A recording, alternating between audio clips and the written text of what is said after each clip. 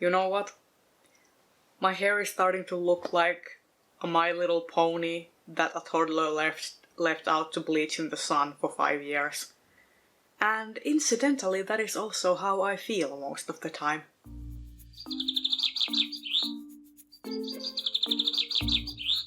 Hello, it's Reija and welcome to another video. Today it's gonna be another monthly Bookrecs video. Monthly Bookrecs is a Goodreads group that was created by Leah Cooper to sort of fill in the gap left by monthly book recommendations and Top 5 Wednesday. And this month's topic is spooky reads, fall reads, seasonal reads, so to speak. And I'm just gonna interpret that as to mean spooky fall reads. So books that have a very autumnal fall kind of feeling, but are also spooky. And the first book that I'm going to recommend for that is Vita Nostra by Marina and Sergei Dyachenko.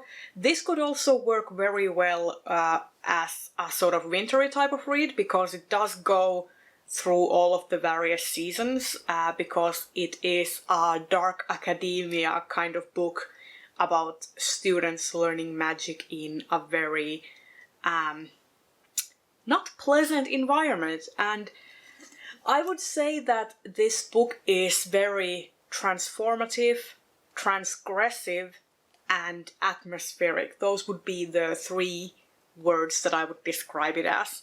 And it definitely has a main character that goes through a very tremendous and also sort of a traumatic change, and her progress in this program, in this school, can be interpreted as a sort of metamorphosis into another sort of state of being.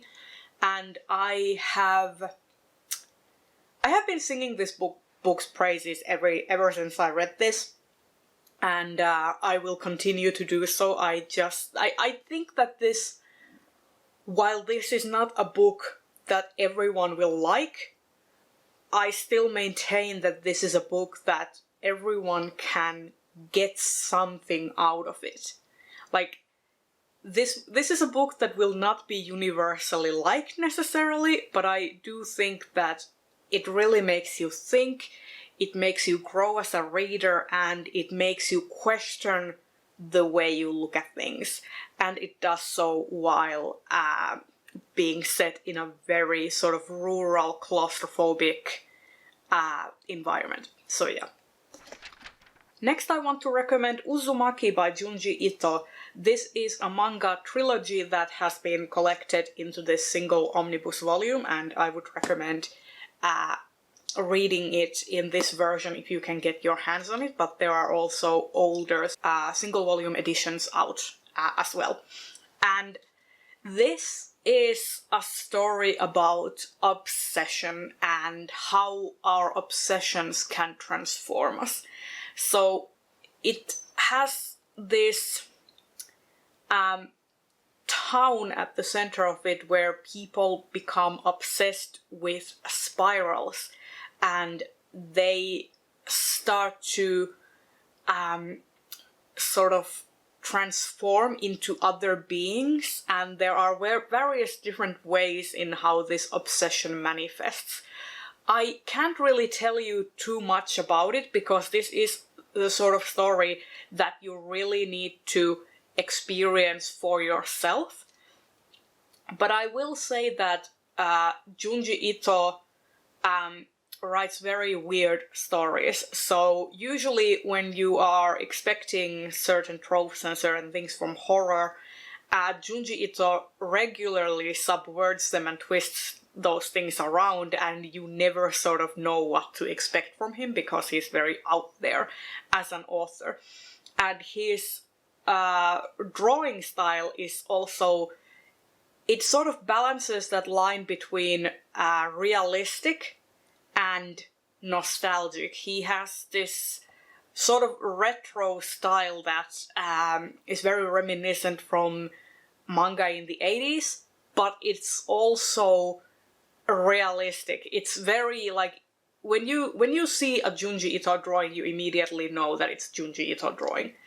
And he's also very much into body horror, and bodily transformations are something that is a frequent theme in his work. And in Uzumaki there is a lot of bodily transformation happening. And yeah, I think that if there's ever a time to read Uzumaki, it's during the fall season, during the creepy season, when there's fog and darkness starts to appear and, you know, days get shorter and stuff. So yeah, Uzumaki is my horror manga recommendation for this year. Next, I want to recommend something that I don't see many people talk about very often, and that is The Bone Key by Sarah Monette, who also writes as Catherine Addison, and you may know her best from writing The Goblin Emperor. But The Bone Key, The Necromantic Mysteries of Kyle Murchison Booth, is a collection of short stories focusing on the titular character of Kyle Murchison Booth, who is a historian and a museum archivist. And when he was a child, he had this encounter with a supernatural being, and that has caused him to be very sensitive to the supernatural. And he gets embroiled in various sorts of mysteries. And I would compare this to a sort of Sherlock Holmes-esque supernatural-like collection of stories. Like, the format is very like closed circle mystery short stories, and there are 10 of them in this collection. So yeah, it's very fun, it's very sort of whimsical and easy to read, and it's not super scary. This is like something the likes of moi, who is very much a wuss, can enjoy easily. So yeah, I am not sure if you can get new copies of this. This might be out of print, but I guess you could look at if you can get this on ebook, library, or secondhand. It was published by Prime Books. Then, if you are more into some gothic flair, I would recommend Under the Pendulum Sun by Jeanette Ing. And this is about British missionaries going into Fae to convert the fair folk into Christianity, and all of what that entails. It is very atmospheric, very inspired by Victorian Gothic novels, and Jeanette Ing in one instance said that Wuthering Heights was one of her inspirations. And it is also very interesting in terms of world building. There is literally a sun that is a pendulum, and if you pay attention, you can actually see it subtly explained how that works and how the science behind it works and stuff. This is a book that, once again, is not for everyone. It is sort of very slow-paced. It takes its time building things up. It focuses mostly on the internal struggles of the characters, and you have to pay attention to certain cues that the author gives about how the characters act instead of what they actually say, because this is a book about Fae, you cannot trust what the Fae are telling.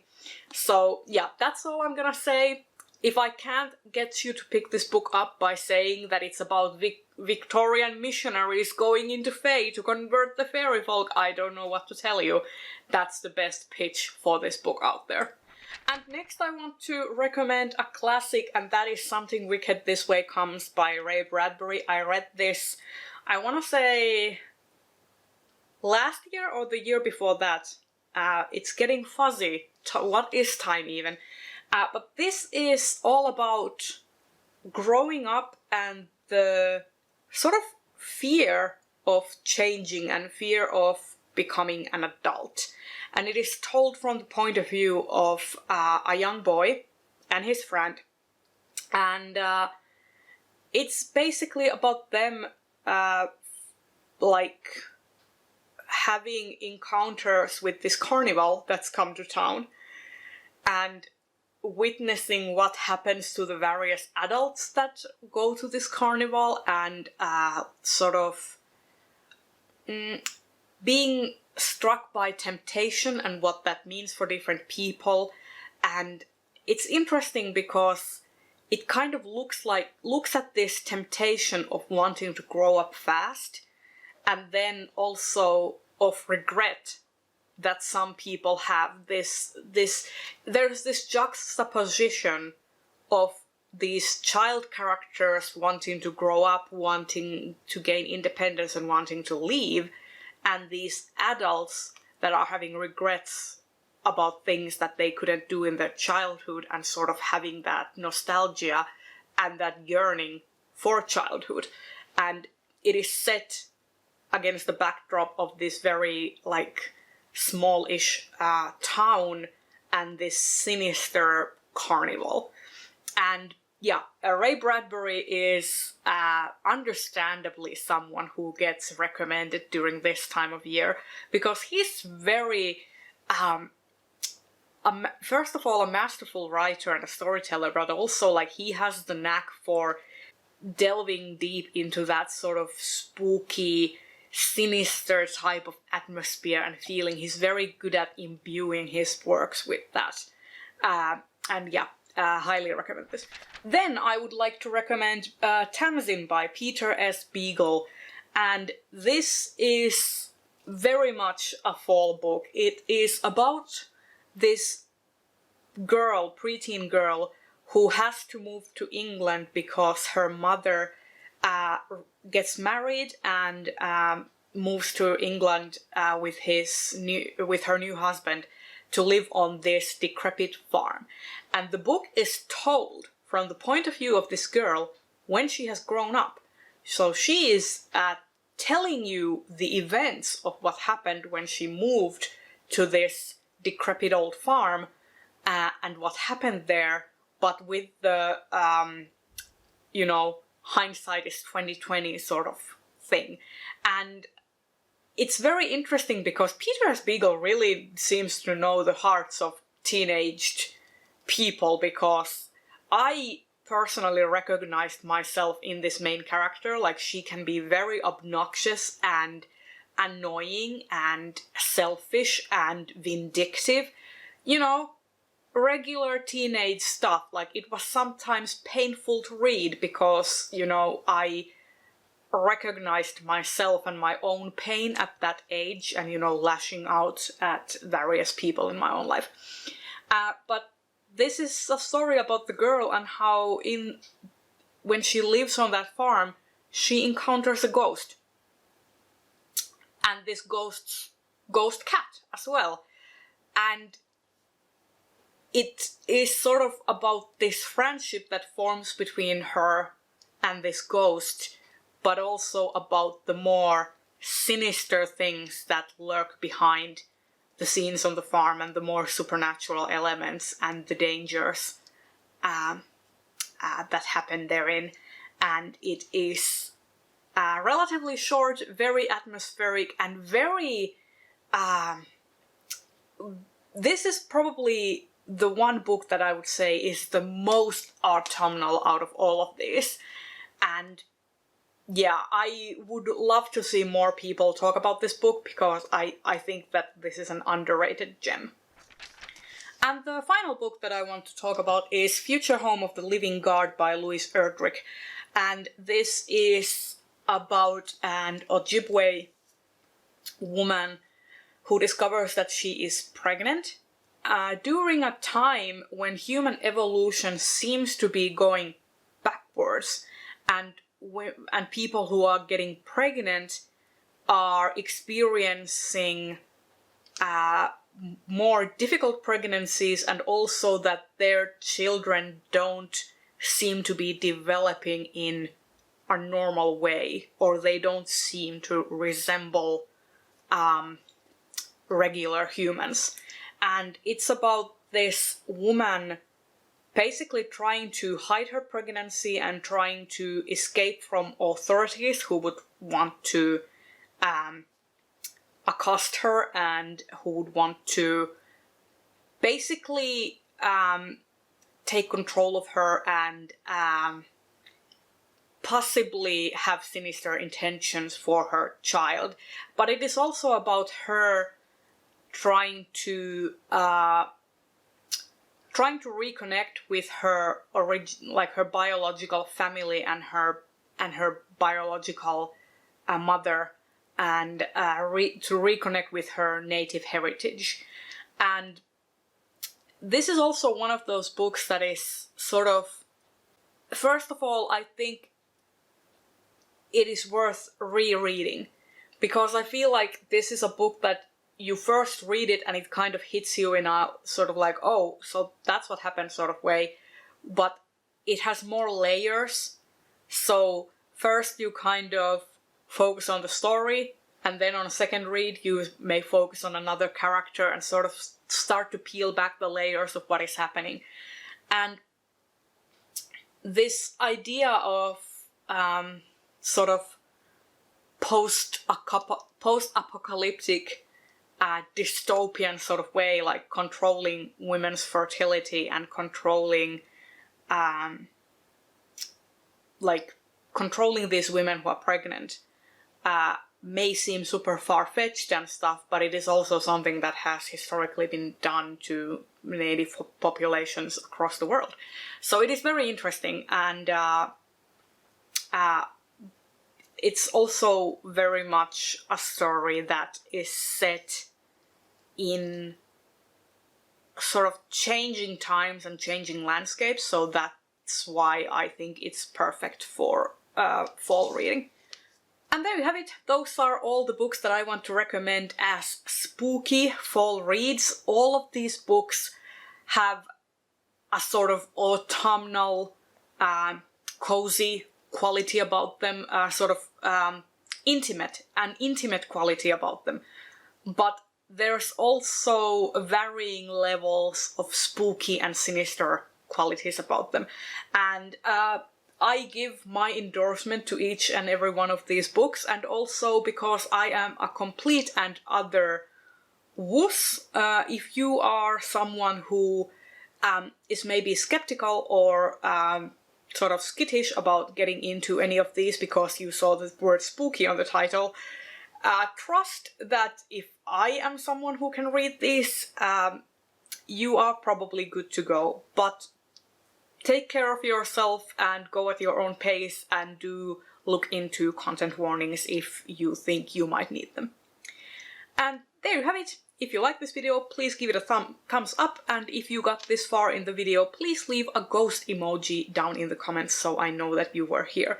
I will see you in another video very soon. Bye bye!